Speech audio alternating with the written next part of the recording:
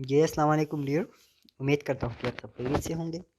आज इस वीडियो में हम बात करेंगे पार्टनरशिप के हवाले से। इस वीडियो में हम ये जानेंगे कि पार्टनरशिप क्या है, पार्टनरशिप की ज़रूरी जो एलिमेंट है वो कौन कौन से है और इसकी जो एडवांटेज और डिसएडवांटेजेस है वो क्या क्या है। ठीक है, तो चलिए सबसे पहले स्टार्ट करते हैं पार्टनरशिप के हवाले से कि पार्टनरशिप है क्या चीज़। जैसे कि नाम से ज़ाहिर है, पार्टनरशिप वो फार्म ऑफ बिजनेस होता है, ठीक है, जिसमें दो या दो से ज़्यादा, लेकिन 20 से ज़्यादा जो है वो नहीं हो सकता। और ये पर्सन्स कंबाइन हो जाए और एक बिज़नेस स्टार्ट करे तो उस बिज़नेस को हम पार्टनरशिप बिज़नेस कहते हैं। हमारे साथ थ्री फॉर्म ऑफ बिज़नेस है। जैसे कि आपको पता है कि सबसे पहले सोल प्रोप्राइटरशिप, यानी वो बिज़नेस जो एक आदमी जो है वो उसको जो है चलाता है, उसको हम सोल प्रोप्राइटरशिप कहते हैं। दूसरा जो है पार्टनरशिप। पार्टनरशिप वो बिज़नेस है जो दो या दो से ज़्यादा पर्सन इसमें इन्वॉल्व होते हैं, ठीक है। और तीसरा कंपनी फॉर्म ऑफ ऑर्गेनाइजेशन है, इसमें जो है बहुत ज़्यादा जो है पर्सन्स इन्वॉल्व होते हैं। 1932 एक्ट जो है वो पार्टनरशिप की डिफिनीशन इस तरह करते हैं कि ये एक ऐसा कारोबार होता है जो कि द कम्बिनेशन ऑफ पर्सन्स हैं, ठीक है, जिसमें एक या सारे पर्सन जो है इन्वॉल्व होते हैं इसके मैनेजमेंट में और बिजनेस को चलाता है और प्रॉफिट इन लॉस जो है वो शेयर करते हैं। तो इस फॉर्म ऑफ बिजनेस को हम पार्टनरशिप बिजनेस कहते हैं, ठीक है। जैसे कि आप यहाँ देख सकते हैं कि the partnership is the relationship between persons who have agreed to share the profit of a business carried on by all or any of them acting for all. Persons who enter into partnership with one another are called individual partners and collectively a firm. एक partners, एक individual partner को हम partner कहते हैं और collectively जो partners है उस कलेक्टिवली पार्टनर्स को हम फर्म कहते हैं, ठीक है। टर्म्स जो है वो पार्टनरशिप की डिफिनीशन इस तरह करते हैं कि पार्टनरशिप जो है वो एक एसोसिएशंस होता है लोगों के, ठीक है, जो किस मकसद के लिए जमा होते हैं कि वो ज़्यादा से ज़्यादा जो है प्रॉफिट कमा सके। दूसरा जो है प्रोफेसर केंट। प्रोफेसर केंट क्या कहते हैं कि पार्टनरशिप जो है वो एक ऐसा कॉन्ट्रैक्ट होता है दो या दो से ज़्यादा पर्सन्स की, जो कि इसमें चंद लोग जो है वो मनी को कलेक्ट करते हैं, दूसरा जो है वो अपने एफर्ट करते हैं, तीसरा जो है अपने लेबर स्किल्स वगैरह को इस्तेमाल करते हुए प्रॉफिट कमा सकते हैं और आखिर में जो है वो प्रॉफिट जो है एक फ्री डिटरमाइन रेशो के मुताबिक जो है वो डिस्ट्रीब्यूट होगा, ठीक है। तो इस टाइप ऑफ बिजनेस को हम पार्टनरशिप कहते हैं। अच्छा, जब हम किसी बिजनेस को पार्टनरशिप बिजनेस कहते हैं तो इसमें कौन कौन से जो है एलिमेंट शामिल होना चाहिए, कौन से बेसिक एलिमेंट है जो पार्टनरशिप के अंदर होना चाहिए, ठीक है। तो सबसे पहले है पोलैरिटी ऑफ मेंबर, यानी जब पार्टनरशिप की फॉर्मेशन होते हैं, ठीक है, तो उसमें जो है दो या दो से ज़्यादा शख्स जो है पर्सन्स इन्वॉल्व होते हैं। जैसे कि सोल प्रोप्राइटरशिप में एक होता है और पार्टनरशिप में दो या दो से अगर दो से कम हो, ठीक है, इसकी फॉर्मेशन में, तो उस फॉर्म ऑफ बिजनेस को हम भी हम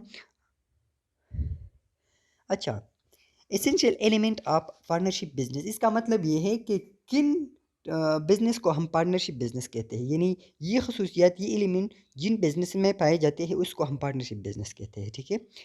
polarity of member, more than one person involve with the permission of, जब जब एक फर्म एक बिजनेस की परमिशन यानी इसकी जो इब्तिदा होती है, ठीक है, तो इसमें एक या एक से ज़्यादा शख्स जो है। अच्छा, अब हम essential element of partnership business को डिस्कस करते हैं कि यानी कौन से एलिमेंट है जो एक पार्टनरशिप बिजनेस में पाए जाते हैं।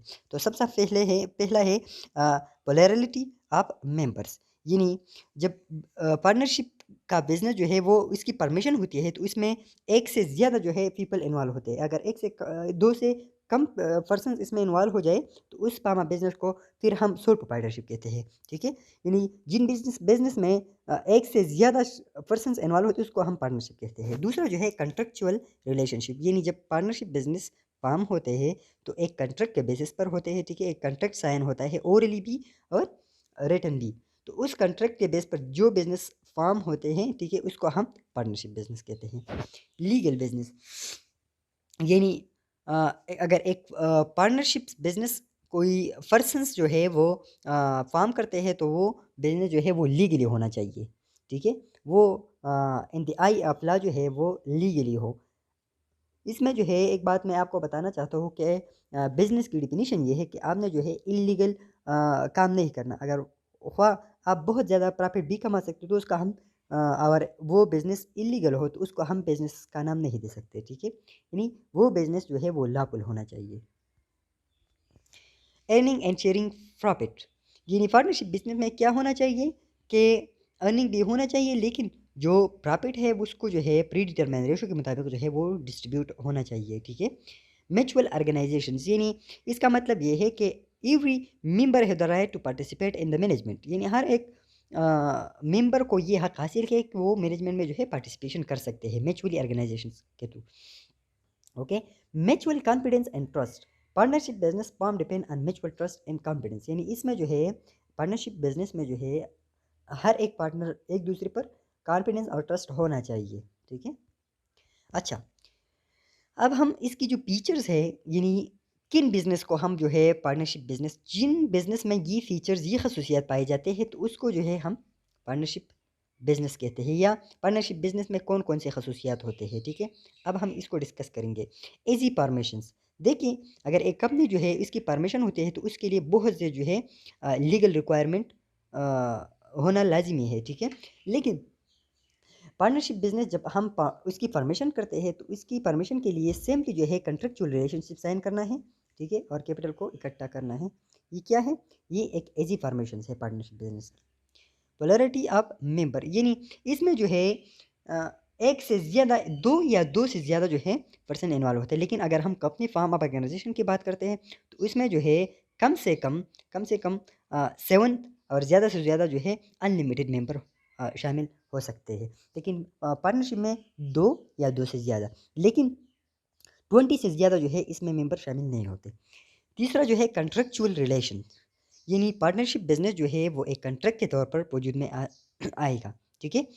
तीसरा जो है चौथा जो है वो सप्लाई ऑफ कैपिटल, यानी जब हम बिजनेस के लिए फंड रेस करते हैं, कोई कैपिटल रेस करते हैं, ठीक है, तो वो हर एक मेंबर की एक ख़ास प्रोपोर्शन के मुताबिक उससे जो है वो कैपिटल रेज होगा, या कोई मेंबर जो है वो फंड देगा और दूसरा जो है अपने एफर्ट्स और अपनी स्किल को इस्तेमाल करते हुए बिजनेस को चलाते हैं, ठीक है। तीसरा जो है वो एडमिनिस्ट्रेशंस है, यानी जब हम पार्टनरशिप बिजनेस की बात करते हैं तो इसकी एडमिनिस्ट्रेशन जो है वो टोटल पार्टनर्स जो ओवरऑल पार्टनर्स है वो भी करते हैं, और एक partners on behalf of other partners जो है वो अपने बिजनेस की एडमिनिस्ट्रेशन कर सकते हैं, ठीक है। अनलिमिटेड लाइबिलिटीज़, अनलिमिटेड लाइबिलिटीज़ का मतलब ये है कि जब कारोबार की जो है उस पर कोई कर्ज़ा आ जाए, ठीक है, और कारोबार की जो रिसोर्सेज है वो उसको पूरा नहीं करते, उस कर्ज़ा को अदा नहीं कर सकते, ठीक है, उसको मीट्स नहीं करते, तो जो पार्टनर्स है वो इस लायबल है कि वो अपने पर्सनल प्रॉपर्टी को बेच दे और उस कर्ज़ और उस जो डिफिशेंसी है उसको पूरा करे, ठीक है। इस अनलिमिटेड लाइबिलिटी का मतलब ये है। लिमिटेशन ऑफ साइज़, इसका मतलब ये है कि अगर पार्टनरशिप बिजनेस में एक भी पार्टनर जो है वो इसका डेट हो जाए, वो इंसॉल्वेंट हो जाए, तो उसकी जो जो लाइफ है पार्टनरशिप वो बहुत ज़्यादा जो है लिमिटेड है, उसकी साइज़ लिमिटेड है, ठीक है। Sharing of profit and loss, यानी पार्टनरशिप बिजनेस में जो है वो उसमें प्रॉफिट और लॉस दोनों जो है वो शेयर होगा, ठीक है। म्यूचुअल ट्रस्ट एंड कॉन्फिडेंस, यानी इसमें जो है पार्टनर्स एक दूसरे पर ट्रस्ट और कॉन्फिडेंस के साथ जो है वो यकीन करते हैं, ठीक है। म्यूचुअल एजेंसी का मतलब ये है कि वो एक इत्तेफाक राय के मुताबिक जो है पार्टनरशिप में काम करते हैं, ठीक है। टेकिंग डिसीजंस, यानी जब पार्टनरशिप में कोई पार्टनर जो है वो डिसीजन लेता है तो वो दूसरी पार्टनर से जो है वो पूछ पूछ के बगैर डिसीजन नहीं लेता, वो इससे जो है बाकायदा तौर पर अप्रूवल लेगा और फिर इसके बाद जो है डिसीजन लेगा, ठीक है। Recognition and control of law, यानी इसमें जो है लॉ इतना इन्वॉल्व नहीं है जैसे कि कंपनी फार्म ऑफ ऑर्गेनाइजेशन में है, इसके लिए बहुत ज़्यादा लीगल रिक्वायरमेंट नहीं है। रजिस्ट्रेशन, पार्टनरशिप के लिए जो रजिस्ट्रेशन है वो लाजमी नहीं है, ठीक है। आप कर सकते हैं, लेकिन लीगल पॉइंट ऑफ व्यू से जो है पार्टनरशिप बिजनेस की रजिस्ट्रेशन जो है वो मैंडेटरी नहीं है। एब्सेंस ऑफ लीगल एंटिटी, यानी मतलब ये है कि ये जो बिज़नेस है, पार्टनरशिप जो बिज़नेस है वो अपने ओनर से जो है वो अलग और सेपरेट कंसिडर नहीं, एक लीगल एंटिटी कंसिडर नहीं होता, ठीक है। इसकी जो ओनर है और इसकी जो बिज़नेस है वो एक दूसरे से जुड़े हुए हैं, ठीक है। लेकिन अगर हम कंपनी फार्म ऑर्गेनाइजेशन की बात करते हैं तो उसमें जो है ओनर और जो मैनेजमेंट है वो एक दूसरे से, और कंपनी और लीगल एंटिटी जो है वो एक दूसरे से अलग अलग होते हैं। नॉन ट्रांसफरेबिलिटी ऑफ ओनर, यानी इसमें जो है एक पार्टनर अपना ओनरशिप जो है दूसरे शख्स को नहीं दे सकता।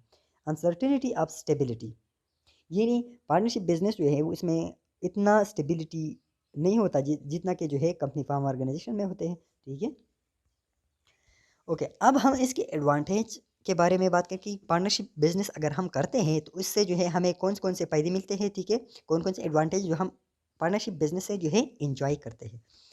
First, easy formation. जब हम पार्टनरशिप बिजनेस की बात करते हैं तो इसकी फॉर्मेशन बहुत ज़्यादा सिंपल है, rather than company firm organisations. More capital, यानी पार्टनरशिप बिजनेस की जो कैपिटल है वो ज़्यादा है। किससे ज़्यादा है? सोल प्रोप्राइटरशिप में एक शख्स इन्वॉल्व होता है तो इसकी कैपिटल कम होते हैं रेदर देन पार्टनरशिप बिजनेस की। ज्वाइंट एफर्ट, पार्टनरशिप बिजनेस में चूँकि बहुत ज़्यादा जो है पार्टनर्स होते हैं, दो या दो से ज़्यादा पार्टनर्स होते हैं, और इसकी जो एफर्ट्स है वो जॉइंटली पार्टनर्स पार्टनर्स की जो एफर्ट है वो जॉइंटली एफर्ट्स होते हैं। ठीक है, कलेक्टिव डिसीजन, जब पार्टनरशिप में कोई डिसीजंस कोई पार्टनर लेता है तो वो कलेक्टिवली डिसीजन लेते हैं, दूसरे पार्टनर से जो है इसकी अप्रूवल लेते हैं और फिर उसके बाद जो है डिसीजन लेते हैं। तो एक एडवांटेजेस है पार्टनरशिप की। ठीक है, एफिशिएंट एडमिनिस्ट्रेशन, चूँकि सोल प्रोप्राइटरशिप में एक पार्टनर्स होता है तो इसमें डिसीजन और एडमिनिस्ट्रेशन भी एक पर्सन करता है, लेकिन पार्टनरशिप में जो है बहुत ज़्यादा पार्टनर्स होते हैं तो इसकी जो एडमिनिस्ट्रेशन है वो बहुत एफिशिएंटली होते हैं। ठीक है, शेयरिंग ऑफ रिस्क, अगर हम नुकसान की बात करते हैं या रिस्क की बात करते हैं, ठीक है, तो जब सोल प्रोप्राइटरशिप बिजनेस होता है तो इसमें जो सारा रिस्क और सारा रिटर्न जो है वो एक शख्स बियर करता है, और पार्टनरशिप में चूँकि जब रिस्क आ जाए तो वो जो है वो शेयर होगा पार्टनरशिप के दरमियान, पार्टनर के दरमियान जो है वो रिस्क शेयर होगा, तो वो रिस्क जो है सोल प्रोप्राइटरशिप की बनिस्बत जो है वो बहुत कम होगा।